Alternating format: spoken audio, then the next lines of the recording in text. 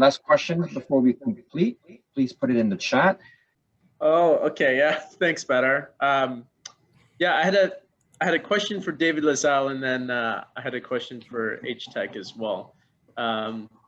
David Lasalle's question was around the capacity for CCS in Alberta, because there is Calgary, for example, in southern Alberta has some of the highest potential for solar globally. So at what point will we fill up all our reservoirs and we'll have to focus on electrolysis?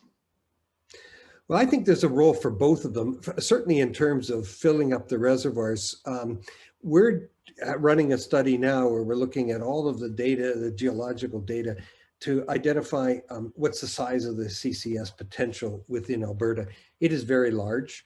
We have a lowest estimate. We're saying, look, do we have enough to cover us the next 10 to 15 years for setting up infrastructure that we know will provide 30 years worth of storage. And certainly we're talking many tens of millions of tons of CO2 per year could be cost effectively stored for 30 years or more.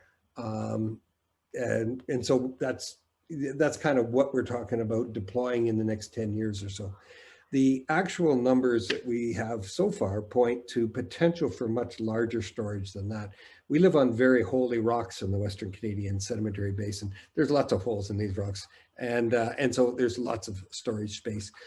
In terms of, my sense is the economics of it, that green hydrogen is going to catch up with blue hydrogen relatively soon, especially in places like southern Alberta, southern Saskatchewan, with the combination of solar and wind, and especially if we can get electrolysis. And I'm very excited to learn a bit more about Next Hydrogen project, where their type of electrolysis system, because I think getting the prices down, I think there's going to become very soon where blue hydrogen is going to get a real run for its money with green hydrogen coming on at scale.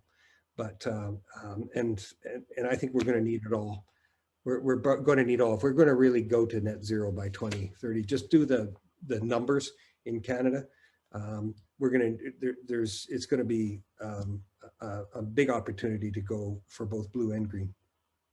And the kind of work that Kathleen's talking about opens up some pretty exciting opportunities if for be able to make blue hydrogen when you don't maybe have really good wind or solar resources or renewable resources, and you don't you want to be able to make hydrogen without using a lot of water and without having CCS storage potential. So it's all of the above, I would argue.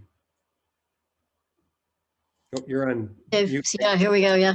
So we also use renewables, and we're actually even greener. And we have a low net CO2 as it is, but if we use renewable energy, it's extremely low. So we are very happy to collaborate with renewable growth, and we're sort of ideal in a power to gas type of program for storage for intermittent renewables, because we're much less expensive than electrolysis. So it's an interesting niche. Thank you, Kathleen and David, and also thank you, Shannon, Badar, Matt, Maggie, and especially thank you, Max, for being my sidekick. So what I'm hearing is we just have this amazing opportunity where we have a way to really bring our energy systems to zero carbon. Whether we take our natural gas, are able to take the hydrogen out. We have some amazing technologies, and we can see how the green hydrogen side is just in such growth.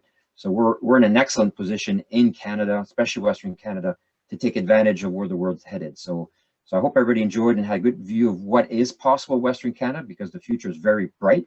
And I think the more we can invest here and the quicker we can do it, the more dominant of a position we can take in the world, as the world is actually looking for a place to import their hydrogen. So thank you, everybody. And I just want to, I'll send out a post-event survey that I asked everybody to fill out. And as well, I'll send you a link. So we have podcasts, which each of our presenters, if everybody, we had a little snapshot of what they had to say, but we have a 20, 30, or some cases, I think with Mag, I think it was 45-minute interviews. So if you want more details, you can definitely take a look at those. You can find those on our website, www.futureproof-network.com. So thank you, everybody. And yeah, thank you for making this a wonderful event. Thank you. Thanks a lot, Nick. Take care. Bye. Thank you, Nick. Thanks, That was everyone. great. Yeah. Thanks for setting it up.